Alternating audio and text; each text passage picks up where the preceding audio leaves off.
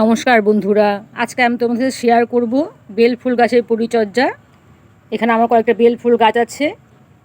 গরমে বেল ফুল গাছের থেকে অধিক পরিমাণে ফুল পেতে হলে কি করে পরিচর্যা করতে হবে আর কি করে রিপোর্টিং করতে হবে সেটাও আমি তোমাদের দেখাচ্ছি। এখন ফেব্রুয়ারি মাস, সব বেল ফুল গাছই রিপোর্টিং করতে হবে।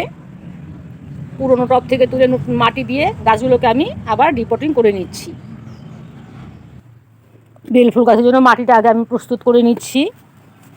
এখানে আমি একদম বাগানের মাটি নিয়েছি। এই মাটিতে একটু বালির ভাগটা বেশি আছে। বেল ফুল গাছের জন্য এরকম একটু দোআঁশ মাটি লাগবে। এই মাটিতে প্রচুর পরিমাণে বালির ভাগ বেশি আছে। এখানে আমি নিয়ে নিচ্ছি একটু গোবর সার, শুকনো গোবর সার।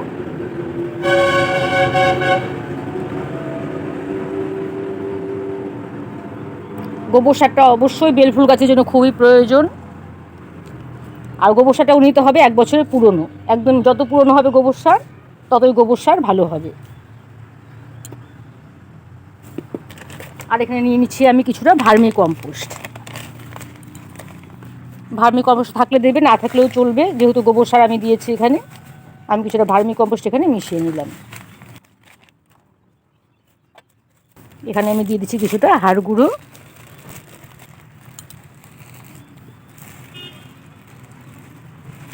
হাড় গুঁড়োটা এখানে আমি 4 কাপ মেপে 1 কাপ পরিমাণ দিয়ে দিলাম।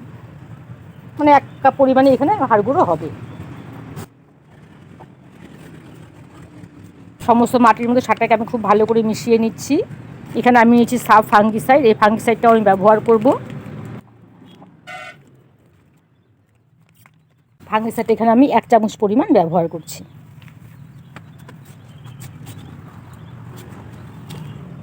আর এই মাটির মধ্যে আমি দিয়ে দিচ্ছি এখানে কিছুটা পাতা পচা সার। পাতা পচা সার যে কোনো গাছের জন্যই ভীষণ উপকারী। আর এই পাতা পচা সারটা আমি বাড়িতেই তৈরি করেছি। খুব সহজে 15-20 দিনের মধ্যে কী করে পাতা পচা সার তৈরি করে নেওয়া যায় তার পদ্ধতিও আমার চ্যানেলে দেওয়া আছে, তোমরা চাইলে দেখে নিতে পারো। খুব সহজ পদ্ধতিতে পাতা পচা সারটা আমি তৈরি করে নিয়েছি।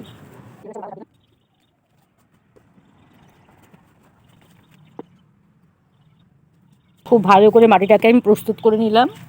তোমরা চাইলে একদিন যদি একটু রোদে রেখে দাও মাটিটা প্রস্তুত করে, তাহলে আরও ভালো হবে। কিন্তু আমি এখন তোমাদের লাগিয়ে দেখাচ্ছি গাছটা। মাটিটা আমি একদম রেডি করে নিয়েছি। সমস্ত মাটিটা খুব ভালো করে আমি মিশিয়ে নিয়েছি। এটা আমার গত বছরের পুরনো বেল ফুল গাছ। এই গাছটাকে আমি টবের থেকে তুলে নিচ্ছি। দেখো এখানে কতটা শিকড় ছড়িয়ে গেছে, শিকড়টাও একটু কেটে নিতে হবে।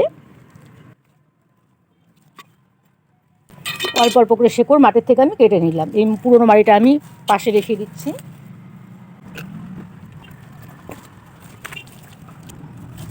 গোড়া থেকে এই মাটিটা আমি একদম ফেলে দিলাম। আর এই যে দেখো কিছু গাছ লম্বা হয়ে গেছে, কিছু ডাল, এই ডালগুলো আমি কেটে দিচ্ছি।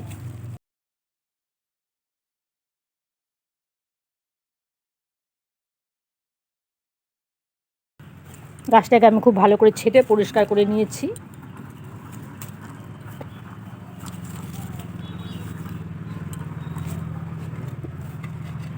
এখানে আমি একটা 12 ইঞ্চি টব নিয়ে নিলাম।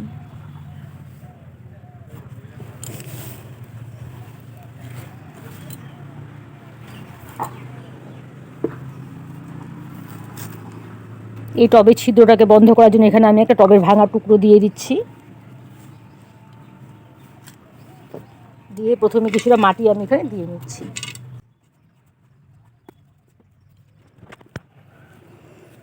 কিছুটা মাটি এখানে আমি দিয়ে নিলাম। গাছটা এখানে আমি বসিয়ে দিচ্ছি। শেকড় আমি এর থেকে বেশি আর কাটলাম না, অল্প শেকড়ই কাটলাম। তোমরা শেকড় কাটার সময় খুব সাবধানেই কাটবে। বাকি মাটি এখানে আমি দিয়ে দিচ্ছি।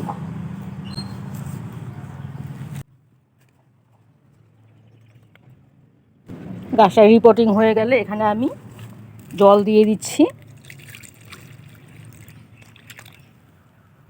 গাছটা রিপোর্টিং করার পর 2-3 দিন আমি শেডের মধ্যে গাছটাকে রেখে দেবো। একটু শেডের মধ্যে রেখে দিতে হবে গাছটাকে। 7 থেকে 8 দিন পর থেকে এখানে আমি সর্ষের খোল পচা জল দেওয়া শুরু করব।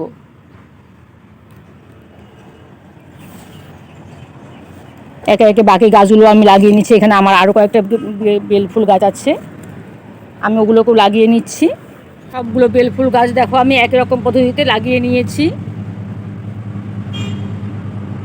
আরও কিছু বেল ফুল গাছ আমার আছে, আমি সবগুলো বেল ফুল গাছ আমি লাগিয়ে নিয়েছি। সবগুলো আমি একটু কেটে ছেটে দিয়েছি, লাগিয়ে আমি এর মধ্যে এখন শুধু জল দিয়েছি।